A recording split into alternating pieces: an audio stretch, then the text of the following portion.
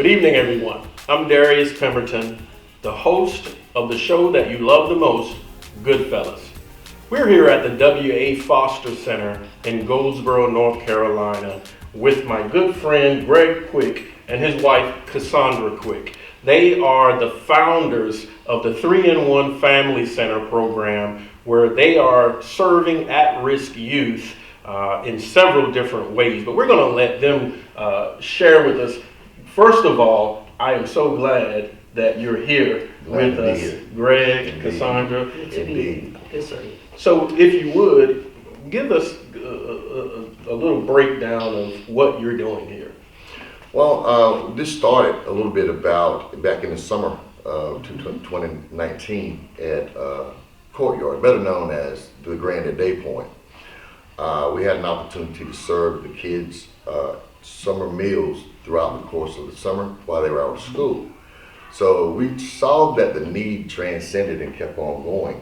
So we find ourselves over here now at the W.A. Foster Center doing after school meals, which is a nutritionist meal based on USDA speculations and nutritions with the milk, the fruits, and the vegetables of sort. So we're finding it a good cause and a good need, and the children really enjoy it. They really do. We get a lot of compliments. That's great. Of the catering company that's actually preparing the foods for us. They're out of Kinston, North Carolina. Okay. Yeah. And I see here too that we have for everybody to see, what is this? The Superior Sight Award.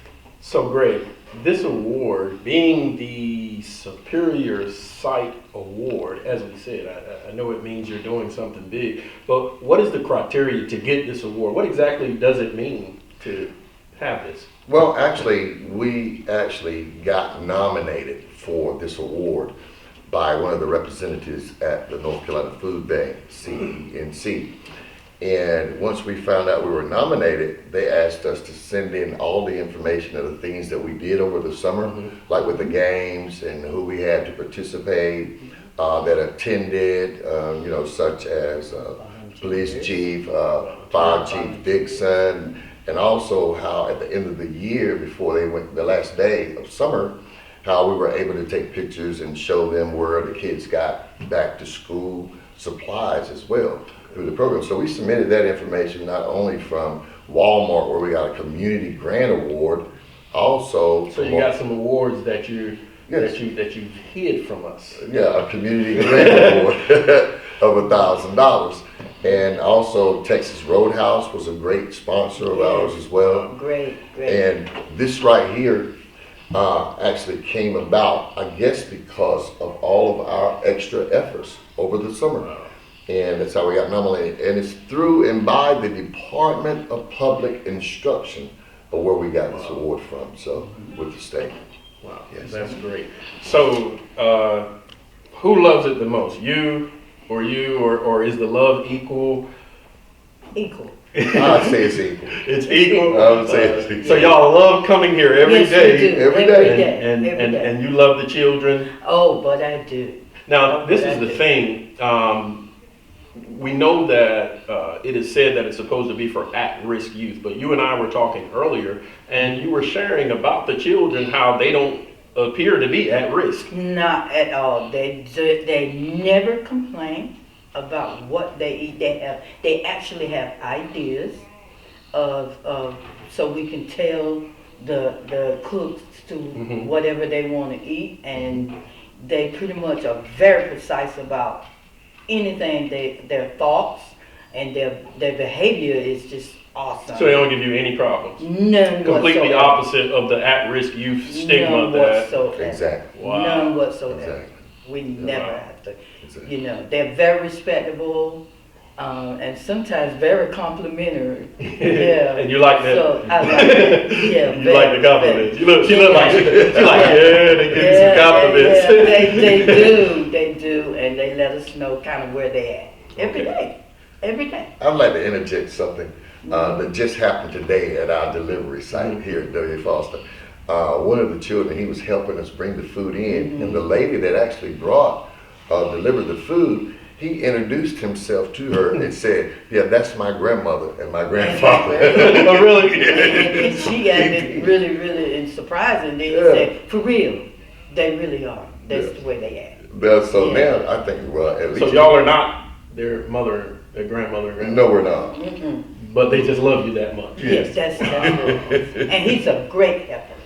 Wow. This particular one, and we address them as Mr. and Miss because we by their last names and our efforts to always not only make them comfortable with hearing that, but raising them up in a comfortable atmosphere. So it's awesome because what I'm hearing is not what I'm sure a lot of people think is that, oh, they're just over there serving meals.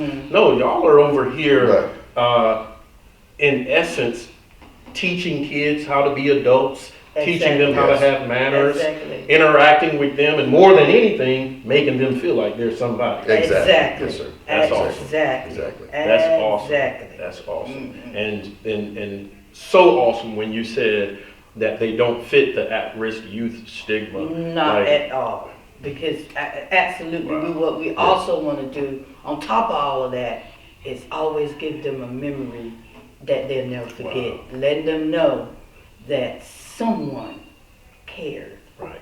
Well, for most children that come from the different places, the communities where they come from, for them to put you in that position as grandma and grandpa, I know. y'all got to have some respect. Exactly. And I think one of the reasons why is because that's what we give them. We give them respect by addressing them as Mr. Brown, Mr. Wallace, or Miss Smalls, or you know what I'm saying? To give them that idea that they're implanting that seed in their mind that they are Mr. and they are Mrs. As young youth. And you know what? I just got something. You said that they treat you with respect and they deal with you guys the way that they do because of what you give them. And it sort of, I went somewhere and I'm like, what if we as a society begin to deal with these people that we think are nothing, that we think are at risk, that we think, oh, they live over here, so they're this, and they live over there, so they're... What if we started treating them like they were people? Exactly. Wow. Exactly. That's strong. Exactly. That is serious. Okay, and we just... I mean, I'd like to interject this part, is that we have, along with what we do, we decided that we would have a supply pantry that gives them their school supplies all year. He forgot that. And he did. That's why he said, he did. And so they're able, with us treating them in that way, they're able to come to us and tell us what they need, like pencils, pens, paper. Mostly it's pencils and paper and tablets. So we have a supply right here. So the 3-in-1 Family Center, not only are y'all serving them meals, but y'all have also on the backside said, you know what? I see somewhere else we can help them. Exactly. Let's set this up. Wow. So Yeah. Wow. An example. Just the other day, I know the kids had already started back to school already, so they were pretty much taken care of. So I waited a little while, and I think it was a couple of weeks ago, they were eating their meals, and I was like, does anybody need any school supplies? And they were like, yes. So we were able at that point to supply them some of the things that they needed to continue their education and do good in school. Because you got to have the right tools to be good at your job, right? Yeah, Yes. exactly. Yes. Now, Greg, back to the respect thing, which is so powerful. Because I've heard of programs that go into the communities and they feed the children. But from my understanding, they're, here, take this meal, get out of here. Okay, next person, take this meal, get out of here. Right. But 3-in-1 Family Center is taking it to a whole nother level because y'all are impacting the children's lives. So much so that they respect you because of the respect you're giving them, to the point to where they put you as father figures, mother figures, even in their own personal lives. What would you say to other programs where people have and they're doing this to pass out food and all of that. So what would you say to them that could possibly even better their program, to really make an impact Right. in what they're doing? Right. Well, it's just a basic suggestions to the ones that are in those positions to feed the children, to interact with the children a little bit more as if they were your son or your grandson or your granddaughter or what have you, and acknowledging them and giving them the identity that they already know themselves, that they know who they are, that they are someone and somebody. Typically like this, what happens is when they come in and get their meal, nope, hold up, sanitize your hands, those little things like that. And it might not be much, but to sanitize your hands, that's a lifelong lesson, and that's going to help also with germs and colds and things like that prior to them eating their foods, their meals, and that way a lot of our children in the school system won't be getting sick.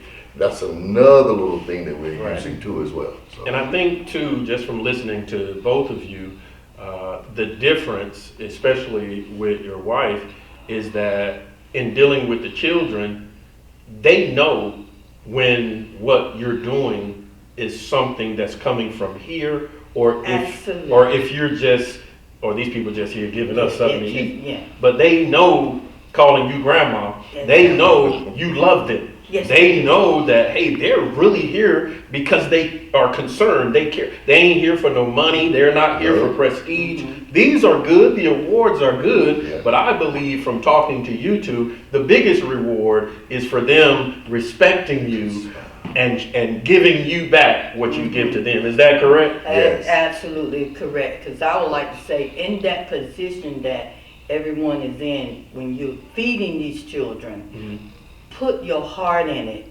in the most respectable way, as we do, as 3-in-1 family, because, you wouldn't believe how much those kids give back. Wow. You would not believe it. We go home feeling like so rewarded. It's just awesome. That's just awesome. That is awesome to know that both of your hearts are in it. Yes. And doesn't it feel good to be doing something and not like, okay, we're doing this because we're going after this amount of money, but more so we are impacting children's lives. We're not doing this because we're trying to blow up. We're trying to make 3-in-1 Family Center real big so everybody could recognize us. What about the fact that, how many kids do you serve now?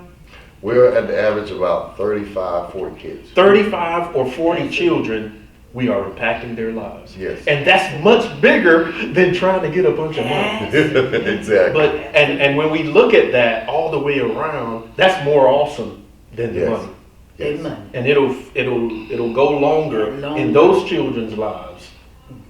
You know what I'm saying? Yes. Versus trying to get $1 in our own pocket. Exactly. And that's just so awesome. But we definitely have to go to a commercial break, and we'll get right back with you. Don't be stuck on the side of the road.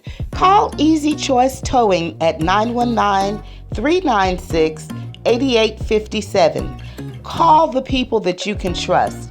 If you've been in an accident, don't wait for someone to call a random towing company, but call Easy Choice Towing. You can trust them. 919-396-8857. Hi, welcome to downtown Kinston. This is Salon Stephen. I'm the owner, Steve Parnell. We welcome you to come and visit us sometime. We're here at 209 North Heritage Street, Kinston, North Carolina. Our phone number here is 252-523-4800, and we love Save News. I'm Nikki. I work at Real Drugs, 300 North Queen Street, Kinston, North Carolina. Our telephone number is 252-527-6929, and I love Save News. I'm Oksana, and I like Save News. Welcome back to Goodfellas, everybody. We're still here with Mr. Quick and his wife and 3-in-1 Family Center program at the W.A. Foster Center here in Goldsboro, North Carolina. If you watch the first segment, you will see that we were discussing the respect factor. And I was just thinking, just imagine if the respect that you guys show these children, if the police showed the children that respect, if the teachers showed the children that respect, if everywhere they went, even the librarian, what if we began to treat these children like they were real people? Because if you treat them like animals, most of the time they're going to act like animals.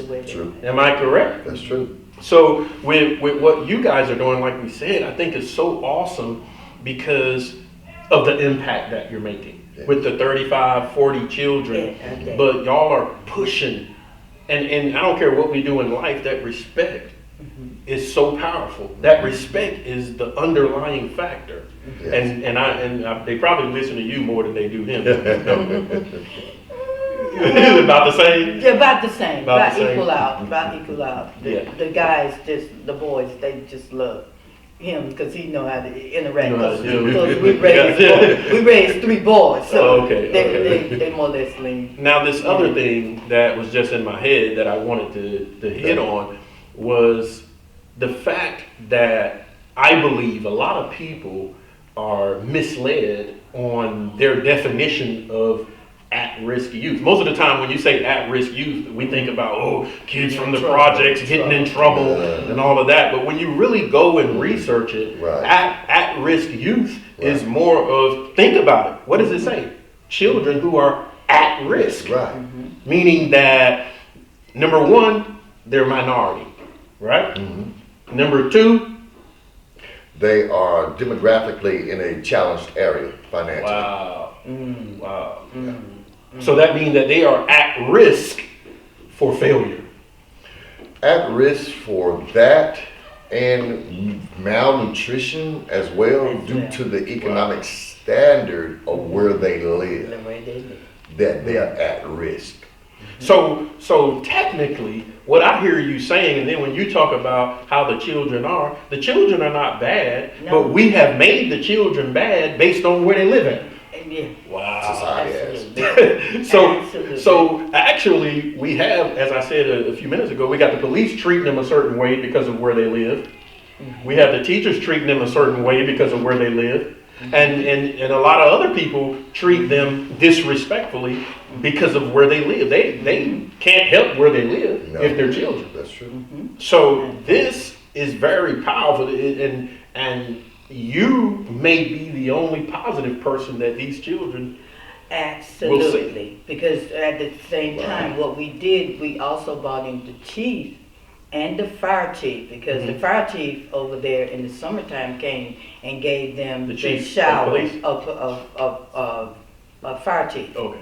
And they came every Thursday. Every Thursday. To give them a shower because of the heat.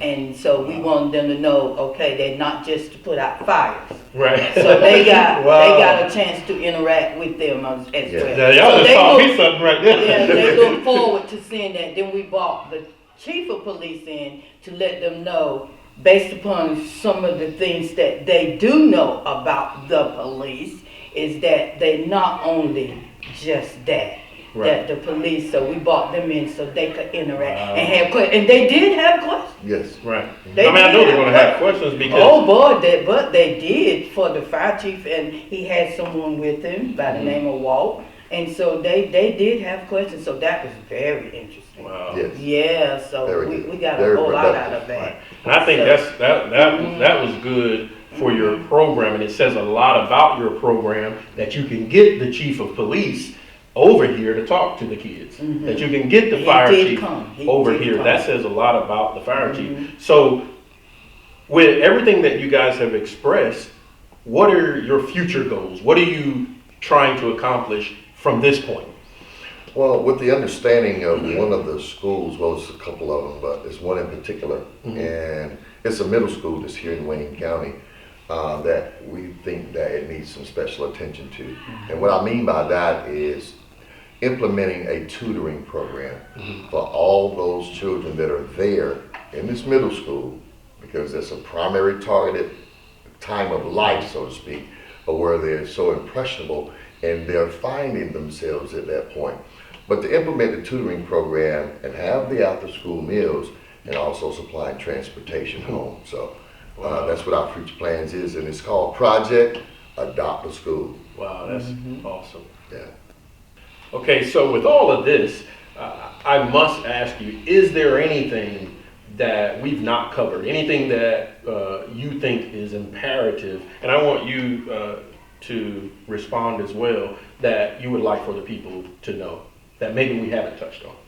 Well, through the state statistics, the summer meal sites, there was 2,936 meal sites over there within the state of North Carolina.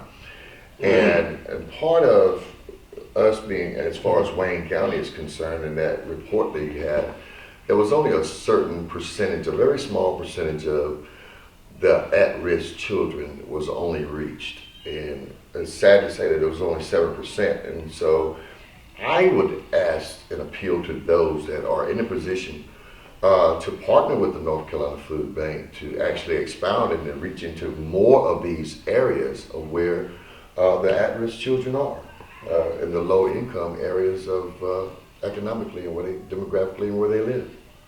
Okay. And I would like to say that, add on to what you're saying, that everyone else that are out there that is doing this, I'm so happy that you are, and I would like to also extend an invitation to anyone out there that want to not only partnership with Food Bank of America, but that they feel free to come in. We welcome it coming in for volunteers to come in and help any way you feel like you can help. That's what I was getting ready to ask you. What can the people do to help? Can they come volunteer? Can they donate? They can do that. What can They we can We welcome volunteer. it. Yeah. They can volunteer. If for a day, a few minutes, or anything they want to volunteer at all. do you have any contact information for them? Yes, it's 3in1familycenter@yahoo.com. The numbers are spelled out, THREEINONE, familycenter@yahoo.com. Phone number 252-266-6655. Attention, Gregory Quick. And any way that you can help, any way that you feel the desire. My thing is, I know that these people are doing what they're doing from their heart. They're not doing it trying to get money or get a big name, and that's why you'll be blessed. That's why you go higher, because you're not doing this for yourselves. You're doing it to impact the children's life, and I believe that when God looks down on all of that, He sees the heart. He sees the heart. He sees your heart more than anything. So I would really love the fact that you guys have taken out the time to share with me, enlighten me, teach me some stuff, and to share with the people the program that you have, which is open to everybody. Yes. Not just one little apartment complex, but this is Goldsboro. So basically anybody in Goldsboro could actually come. Yes. Absolutely. And also, as a note, we are a 501c3 organization, and all gifts or donations are 100% tax-free, tax-deductible. There you have it. So the person who's watching who wanted to donate that $10,000, you can do that. and it's tax-free. It's going to a good cause. Everything that you need will be right here on the screen. You can see it. Call, write them, email them, but do something to become a part of this 3-in-1 Family Center. Because as you hear and as you see, and you can come out, matter of fact, come out and see for yourself what's actually going on. So that, what time can they come out every day? We start our after-school meals at 4:30. 4:30 to 5:30. 4:30 to 5:30. Monday Y'all can through come Friday. out and see for yourself what's going on. But listen, I want you to stay tuned for something real quick. We have our first episode of Shay What? And it's coming to you right after this. From the beginning of time, people experienced church hurt from the pulpit to the door. But the Lord said, laughter is medicine. Oh my gosh, cuz, I'm so glad to see you. You flew into town and everything. How's the family doing? Guys, cuz, I'm so glad to see you. I hope you get home safely. Tell the family I said hello and everything, and hope to see you soon.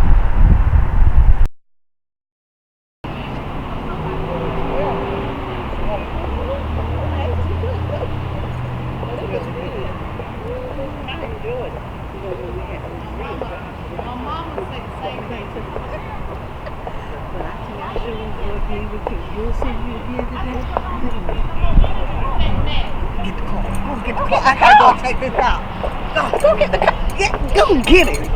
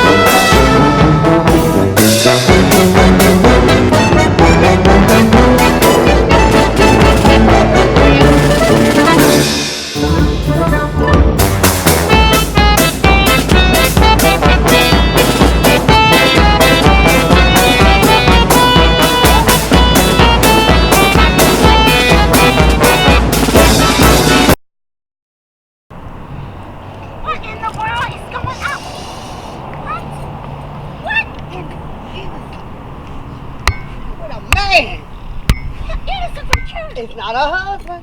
No. Girl, I don't know. I think we need to have a meeting. Well, you know, it is our Christian duty to keep each other in line. Ain't that what the preacher said? I believe that's what he said. It's in the word. But are you sure? It's innocent, girl. Yeah, it's her. It's her. Be her. Yes. And she's a choir director. No, that's... She's a choir director. Yes, she is. She's a choir director. My God. Daddy a deacon. Jesus. Shall we? Girl, you got to do something. What you think? We need to pray. That's what we need to do. I think we need to call her husband. That's it. That's it. He needs to know about this. That's it. At the Best Western.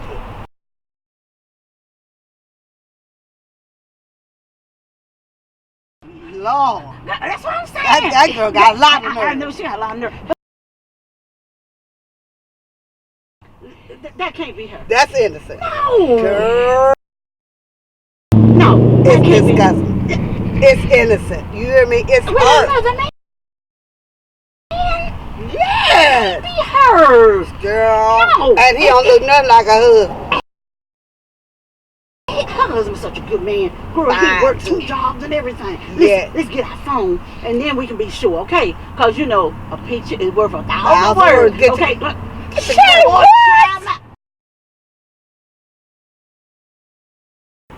The words of a talebearer are as wounds, and they go down into the innermost parts of the belly.